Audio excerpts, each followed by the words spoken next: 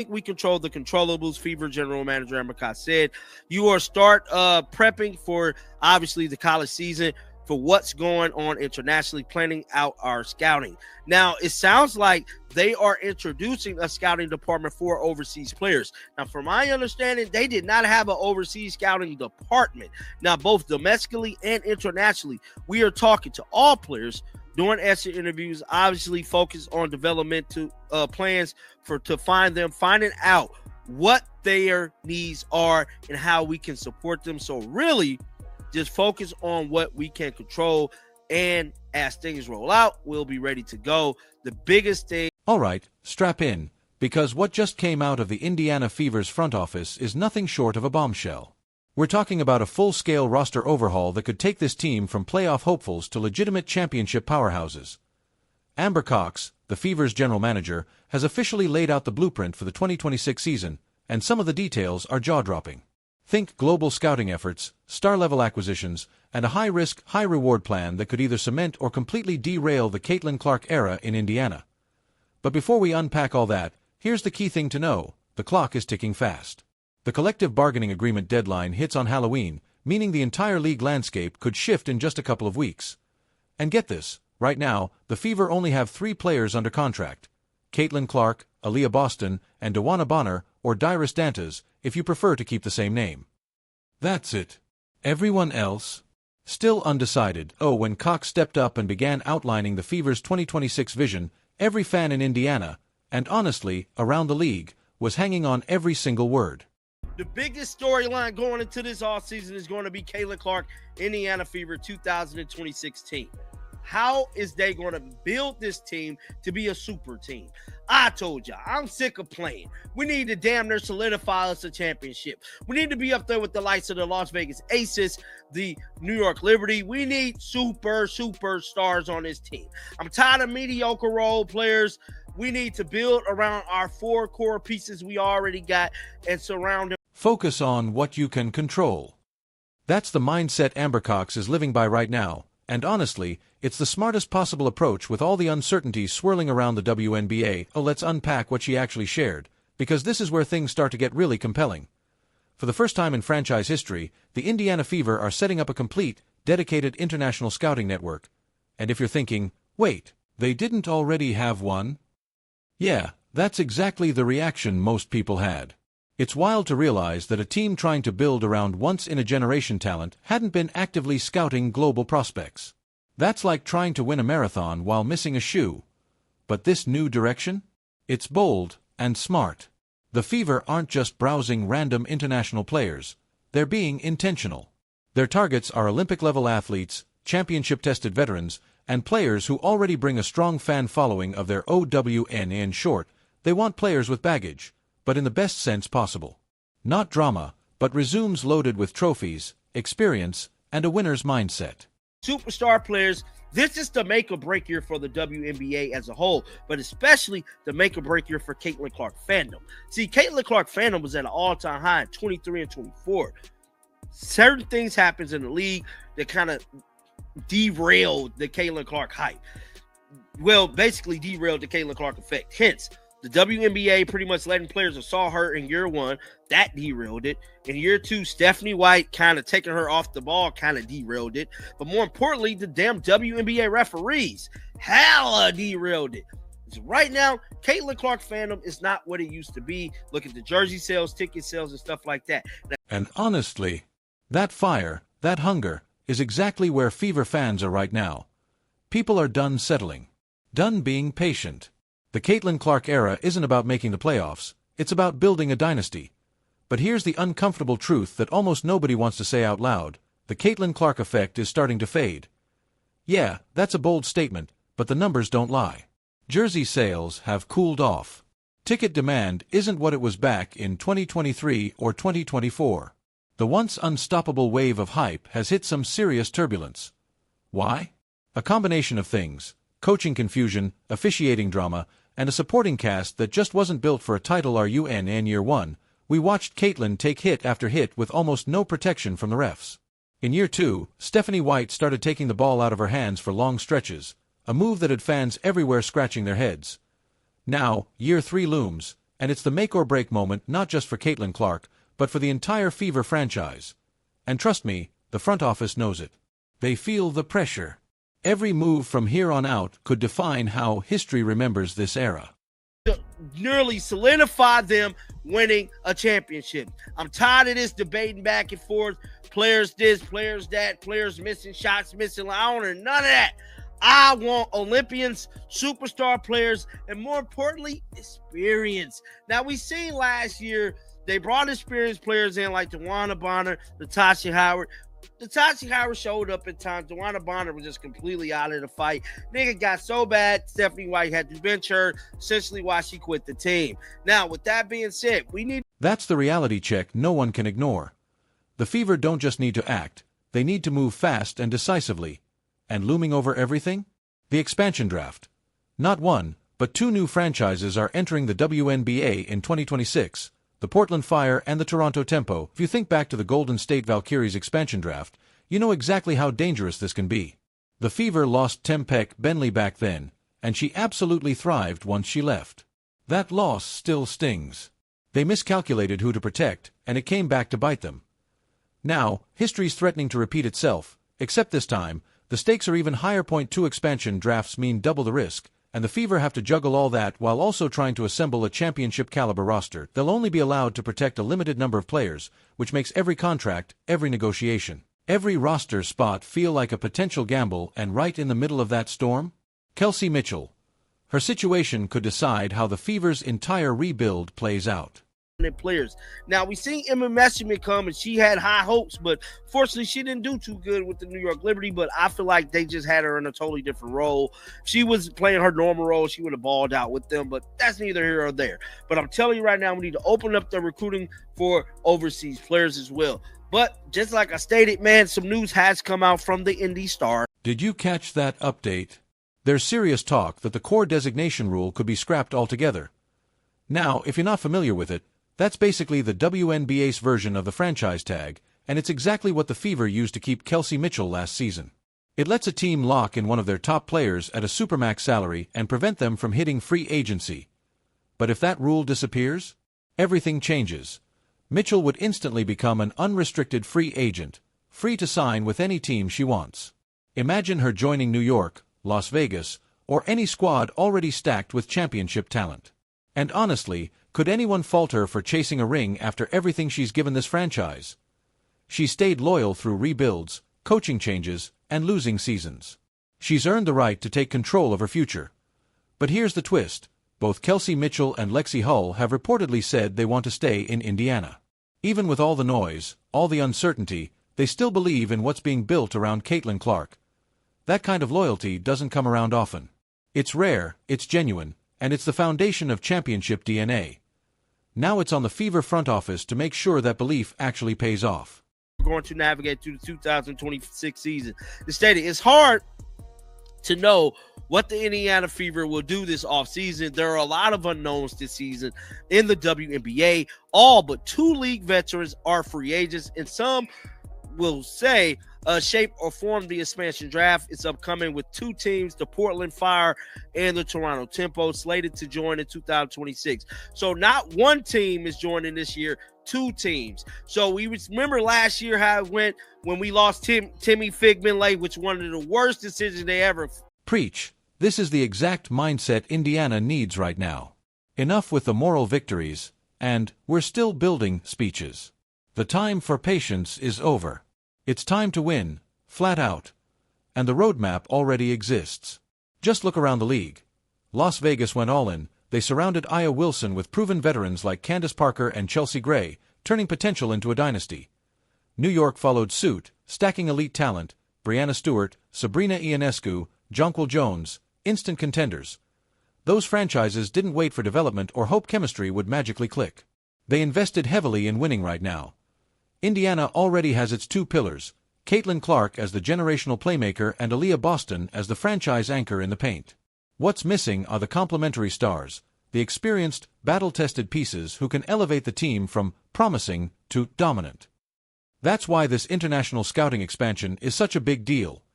Some of the smartest, most complete players in women's basketball honed their craft overseas. Just think about names like Brianna Stewart, Courtney Vandersloot, and Emma Meesman, players who sharpened their game against elite global competition and brought that championship mindset back to the WNBA. That's the level of experience Indiana needs to tap into if they're serious about contending. The planning includes making sure the players have a foundation to lean on. The Fever only have 3 players under contract: Caitlin Clark, Aaliyah Boston, and Michaela Timpsey. Like Lexi Hall, restricted free agent, Sophie Cunningham, unrestricted free agent, have indicated their interest in returning to the Fever, and Kelsey Mitchell, unrestricted free agent, is the number 1 priority in Abercrombie's free agency. Speaking of Emma Meesman, she's actually the perfect example of how things can go wrong if you don't integrate international talent correctly. When she arrived in New York, expectations were sky high, and rightfully so. But the way she was used never truly played to her strengths. Her IQ, spacing, and passing touch were underutilized. That's a mistake Indiana cannot afford to repeat. When the Fever start bringing in overseas players, and make no mistake, they will, those players have to be put in roles that unlock what they do best. This isn't about collecting names, it's about building chemistry. Everything has to revolve around Caitlin Clark's playmaking. She's one of the best pure passers in the sport, men's or women's. To get the most out of her, you need shooters who space the floor, cutters who move with purpose, and high IQ players who can read the game one step ahead. That's where international basketball shines. Overseas systems emphasize movement, timing, and fundamentals, not isolation. Players from those environments thrive in structured read-and-react offenses. And that's why the Fever's new global scouting network might quietly become the most important move of this entire rebuild. It's not just about finding talent, it's about finding the right talent to amplify Caitlin Clark's brilliance. They can only do what they can. This most part, Fever coach Stephanie White stated that you get exhausted if you start thinking about the what ifs, the what can happen, the what White stated. Right now, I'm just going to be where my feet are. And Chloe Peterson noted this at the bottom. But guys, as you can see, look like the Indiana Fever could be planning on bringing some overseas players to this roster. So right now, this just dropped from Chloe Peterson at the Indy Star literally minutes before we started filming, and it confirms everything we've been speculating about. The Indiana Fever are officially in planning mode, but here's the wild part. They're planning in the dark. Think about that for a second. You're trying to build a championship roster, but you don't even know what the rules of the game are going to be. No confirmed salary cap, no word on whether core designations are sticking around, and no finalized expansion draft rules. And get this, they don't even know if players will still have to wait 4 full years of college before declaring for the WNBA draft. That last one is crazy. I didn't even realize it was that strict. If that rule changes, it could completely reshape the league. Imagine the WNBA getting 19 or 20-year-old phenoms, raw, electric, athletic talent entering early like in the NBA. The entire talent pipeline would shift overnight. But for now, the Fever have to prepare blindfolded. They need Plan A, Plan B, and honestly, probably Plan C through Z just to survive what's coming next. Speak up for herself, because people do not like a weak superstar. You can say what you want about LeBron, you can say what you want about any other player.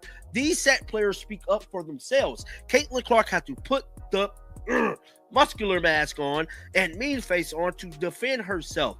We can only do so much as content creators. We can only do much as fans. Caitlin Clark has to stand up for herself and make sure she keep her fandom alive, because as of right now, this is the year that could make or break the Caitlin Clark effect. Mark my words. I'm seeing a decrease in viewership. There has been a decrease in sales, like I stated. There definitely has been a decrease in interest with Caitlin Clark. Can all of this be fixed? Yes, it can be fixed. It's the Indiana Fever. And there it is, the 3 players under contract. Caitlin Clark, Aaliyah Boston, and Dewana Bonner. No wait, Dewana Dantas. That's your foundation. Everything else has to be built around them. Lexi Hull? She's a restricted free agent, which means the Fever can match any offer she gets. That's good news, because Hull showed real growth last season and fits perfectly as that 3-and-D wing who spaces the floor for Clark. Then there's Sophie Cunningham, unrestricted, but wants to come back. And honestly, the Fever cannot let her walk. Cunningham brings toughness, shooting, leadership, that edge every contender needs in the locker room. But the crown jewel of free agency, the one everything revolves around, is Kelsey Mitchell. Amber Cox said it flat out, Mitchell is the number 1 priority. And she should be. Over 19 points per game last season, one of the most efficient scorers in the league, and pairing her with Clark in the backcourt? That's instant fireworks. One of the most dangerous offensive duos the WNBA could possibly field. But here's the million-dollar question, literally. Can the Fever afford everyone they want, while still adding the superstar pieces they need? Because that's where this gets tricky. You can't build a super team if your salary cap handcuffs you before free agency even begins. I want to win, bro. But get down in the comments section. Let me know y'all thoughts about this. Keep them bells on. I will be back with another one. And until next time, dog, shake the haters off. I'm out of here, baby. Don't get exhausted thinking about all the what-ifs. Easier said than done, right? But that's exactly the mindset you need when you're trying to build something special. You can't freeze up because of uncertainty. You make the best decisions with the information you've got and stay ready to adapt as the landscape shifts. And honestly, that's what separates good general managers from great ones. Amber Cox is being tested right now in ways most executives never experience. She's trying to build a championship roster in one of the most unpredictable moments in WNBA history. But here's what gives me confidence. She's zeroed in on the right things. Player development, international scouting, clear communication with her current core, prioritizing the free agents that truly move the needle. Those are the controllables she keeps talking about, and she's absolutely right to focus on them. Now the fun part, let's talk about what a realistic 2026 Fever roster could look like if everything goes according to plan. Speak up for herself, because people do not like a weak superstar. You can say what you want about LeBron. You can say what you want about any other player. These set players speak up for themselves. Caitlin Clark had to put the muscular mask on and mean face on to defend herself. We can only do so much as content creators. We can only do much as fans. Caitlin Clark has to stand up for herself and make sure she keep her fandom alive, because as of right now, this is the year that could make or break the Caitlin Clark effect. Mark my words. I'm seeing a decrease in viewership. There has been a decrease in sales, like I stated. There definitely has been a decrease in interest with Caitlin Clark. Can all of this be fixed? Yes, it can be fixed. It's the Indiana Fever. Nothing but facts right there. Caitlin Clark has to fully embrace her superstar role, and the Fever need to surround her with the kind of roster that lets her shine. So let's visualize what that could actually look like. Here's your projected starting five. Caitlin Clark running the point, Kelsey Mitchell at the 2, Lexi Hull sliding into the wing spot, Aaliyah Boston holding down the paint, and ideally, a seasoned veteran at center. Maybe someone like Stephanie Dolson or even Jonquil Jones if a trade can be worked out. That's a lineup built to battle anyone in the league. Off the bench, you've got Sophie Cunningham bringing grit and instant offense, and Deirdre Dantas spacing the floor as a stretch four. Add in a couple of international standouts, players like Angela Salvadors or Maria Conde from the Spanish League, athletes with real championship experience who can contribute right away. That gives Indiana a rotation 9 or 10 deep, packed with legitimate talent, the kind of group that could win 25 to 30 games and push deep into the postseason. And that brings us to the bigger picture. The Indiana Fever are standing at a crossroads. The choices made this offseason won't just shape the next few years, they might define Caitlin Clark's entire WNBA legacy. We've seen it before. When generational players don't get the right support, they move on. LeBron left Cleveland. Durant left OKC.